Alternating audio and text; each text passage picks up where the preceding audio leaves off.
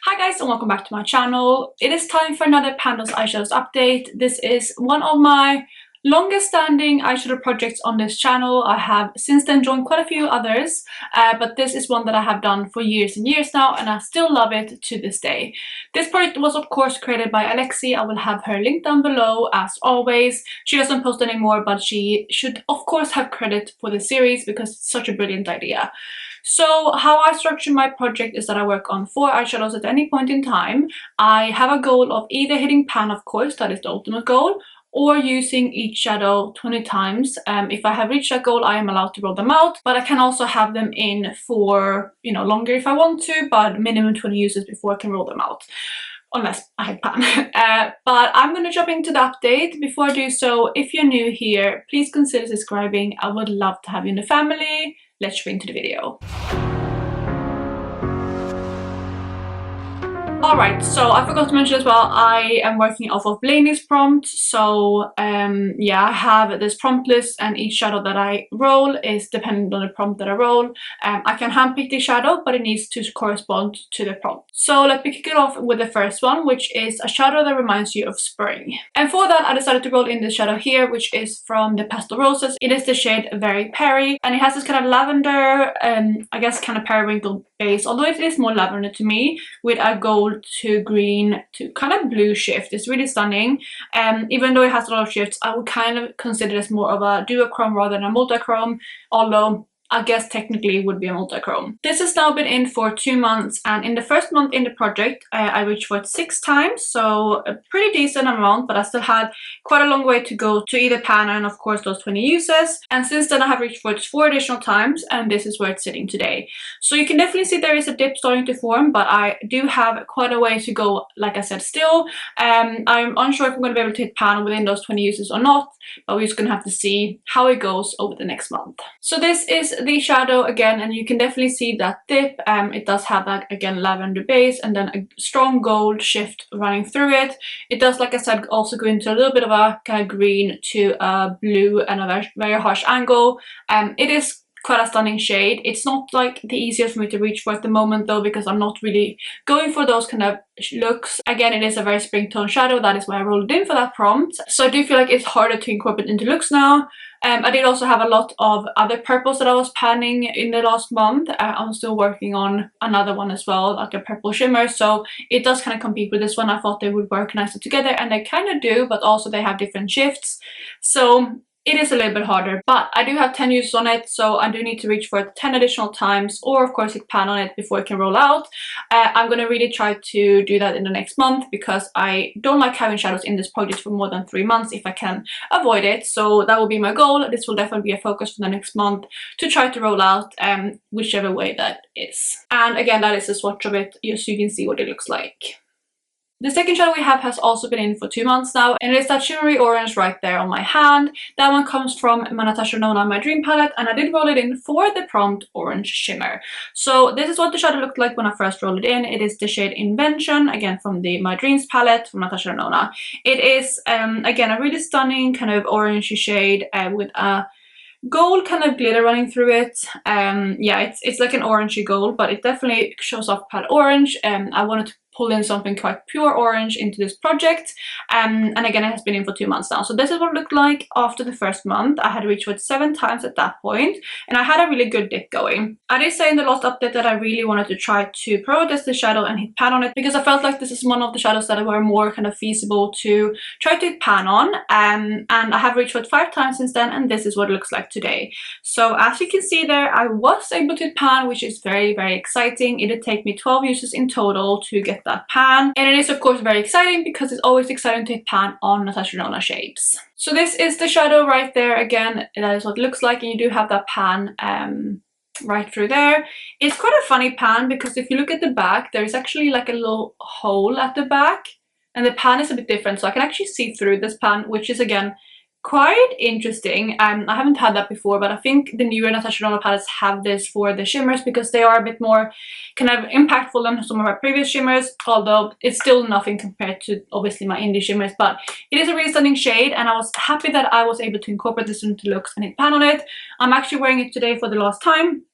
I was able to pan on it in this look. I'm wearing it like on the center of my lid, and then I have it kind of topped with something else, but it's a really stunning shade. Really enjoyed my time with it. It's also a very perfect shade for the season, so it was definitely more easy to incorporate than that purple. And as always, which I mentioned earlier, it is very exciting every time you hit pan on a Natasha shade because they are notorious to be hard to hit pan on. The shimmer is always easier than the mattes.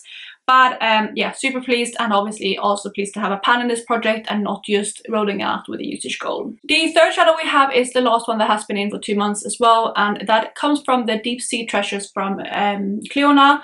I can show you the palette because actually I've taken it out so you won't be able to see it, but it's this shade that's supposed to be here, which is the shade Ring of Fire, and it looks like this. I rolled this one in for the Prompt Shimmer Red. So again, a shimmer shadow and again a red shade, which is quite similar to obviously orange, but they've been working quite nicely together, this one and the last one, but at the same time they did kind of interfere with each other a little bit. So in the first one, this one is in the project, I reached for it 6 times, so similar to the Natasha shade, 1 less, but I have actually reached for this one even more in the past month, and I have 8 additional uses tallied up, and this is what it looks like today. So with this Clionadh shadow, there is definitely not much of a dip showing at all. The shadows are very pigmented, they are also very, very firmly pressed in there, and you don't need much of them to get a really impactful look. So this one is of course staying in the project as of now. And again, this is the shadow right now, so you can definitely see that there is like some use on it. You can see the shift there is super, super stunning. It has this kind of red, it has a red base with a pinky red shift going into like a yellow orange shift, and kind of like a green shift that's at a very harsh angle too. It's a super pretty shade, and I have it swatched down there, so you can see again it is kind of similar to the Natasha shade, obviously more red though than orange, and it is obviously shifty as well and a very, very stunning shade. And this is something that I also have on my lids today. I do have it kind of topped on top of both shimmer shades that I have. I do have a kind of greenish yellowish shimmer on the inner corner, or like inner third of my lid, and then I top this one on top of both of that one and Invention, and I really love how that effect came out. But as you can see, no pan yet, and I'm sitting at 14 uses, so I'm still missing 6 uses for that 20 use goal. And with the shadow, of course, as you can see, since there's not really even a dip going, I know for a fact that I won't be able to hit pan on this one within those uses. So we'll try to hit my 20 use goal by next month, and then at that point I will hopefully be able to roll it out. Also to note though, by the way, with the shadow, again I have 8 additional uses in the past month. 5 of those comes from nails, so actually I'm wearing it on my nails today. I do have another nail polish on top of it though, which I can actually show you because it's right next to me, since I did my manicure last. It is this one right here. So this one is a bit more of a pinkier red shade. This is also from Clionadh, and it's the shade Ribbon Wrapped, so those two are kind of combined on my nails right now, and I really love how it looks. But obviously, just want to let you know that 5 of the uses came from nails. I do count kind of 1 nail as 1 use. I think that kind of equals to more an accurate usage rather than just like 1 use for that, which I always do, so it's no news if you aren't new to my channel. But that shade is of course staying in the project, so that is the next color. Then the final color that we have rolled in last month, and that comes from my Subculture palette, which does look a little bit different. I have combined this one with the Aina palette, so yeah, this color story is a bit different. I'll show you it in its fullness in a second. But this is the shadow that I rolled in. It's currently in the place of Axis, but it is the shade Ginger from the Aina palette, and I rolled this one in for Project Graveyard. And if you watch my last update, you will know that I actually had pan on this one before, but when I depotted this shade from the other palette and put it in here, it did crumble a little bit, so I had to press it back in, and by doing so I did cover up that pan. So I did kind of want to re-hit pan on it, so I felt like it was perfect for Pan Graveyard. This is what the shadow looks like today, and as you can see right there, there is a pan showing again, which is very, very exciting to me. It really didn't take long to hit pan again. It only took me 2 uses actually, so very, very fast, but I knew it wouldn't take very long because again I already had pan on it once and just slightly cover it with some products. So yeah, that is the pan right there. You can see it's a shiny, shiny pan again. It's quite small, and this is what the color story looks like. So it's a perfect tonal palette, so I was very happy to have this one in my rotation this past month. This one is just a really beautiful warm tone brown. I absolutely love this shadow, so it was really fun to reach for it. And even though I didn't get that much time with it in this project, I was still so happy to have it rolled in.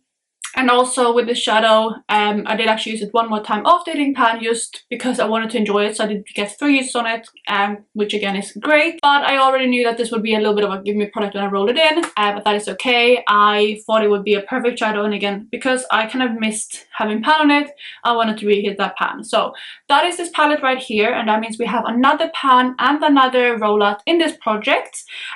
So that means that we have only 2 shadows staying in, which is that purple and then that Clionadh shadow right there. So those 2 are staying in and these 2 are rolling out, and we're gonna go ahead and roll 2 new prompts from the prompt list. But before that, I just want to quickly show you as well the 2 colors staying in. So that's those 2 right here, and that is the old color story.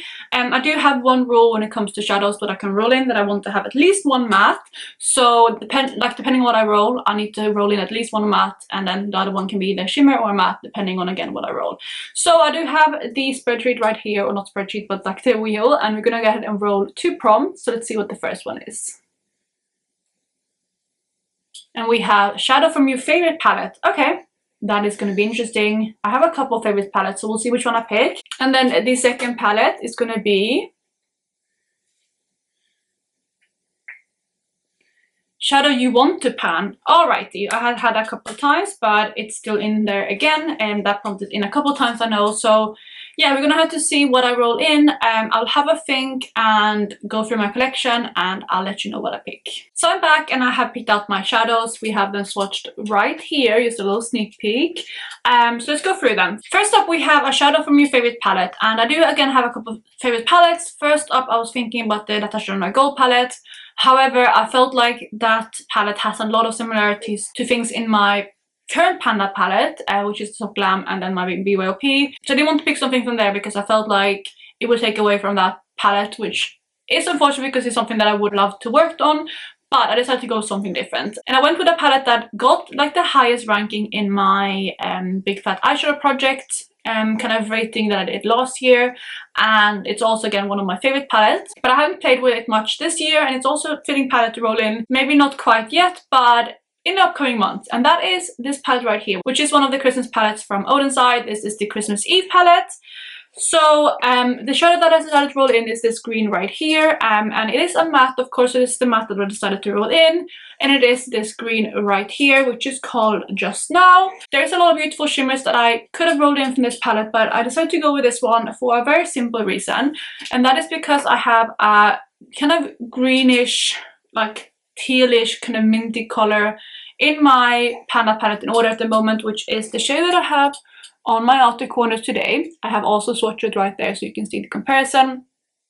And I don't really have anything to pair that with apart from like neutrals like I have done today. Of course I could roll in shadows that I wasn't like necessarily trying to pan on, but I thought like having something like this would really help me utilize that shadow a bit more, and now I will have something to pair with that shadow. And of course I can also pair this one with other shades too, but I thought they would pair nicely and it will help me in both projects. So that is the first shadow I'm rolling in, and again this is what I rolled in from my favorite palettes. Then the last shadow that I rolled in is that one there at the bottom. So you can see it's this really shiny kind of iridescent shade, and it comes from Terra Moons. It is the shade Atlas, which is one of my favorite shadows from Terra Moons, and of course it's just going to look white because it is an iridescent shade, but it's this really beautiful shadow. It has a lot of different shifts to it. You can probably see that it looks very kind of neutral right there, I think at least, but I can see a lot of blue, purple, green, violet when I look at it. So it's a very shifty shadow, but it does lean quite neutral, so it's a good one to incorporate into a lot of neutral looks, and it's also a good one to pair on top of other things. I know for a fact it will look absolutely stunning on top of this. I haven't tried it yet, but I know we will do. So I thought this one would be a perfect one to incorporate, and I do think I should hopefully be able to pan on it within 20 uses because I already have a little bit of a dip on it. But we're just gonna have to see how long it takes. I can of course also use this one on my inner corner and on my lid, so it's a very versatile shadow in that sense. So that is gonna be what I roll in for something you want to pan. And that is gonna be my new color story versus my old one. I probably prefer this one because it's more versatile, and I felt like towards the end this one got a little bit repetitive, and I feel like I can be more creative with this color story right here. And for next month I'm going to try to have these 2 out for sure because that's going to be the 3rd month in the project, and then with these 2 right here we're just going to see how I get on. But that is going to be it for today, you guys. Let me know how you're doing with your Pan Those eyeshadows down below. Also, let me know which shadow is the most recent pan that you hit. For me, it is that shade Invention from Natasha. I can hit pan on that one today. Other than that, of course, I hope you're having the best day wherever you are, and I will catch you in my next one. Bye, guys.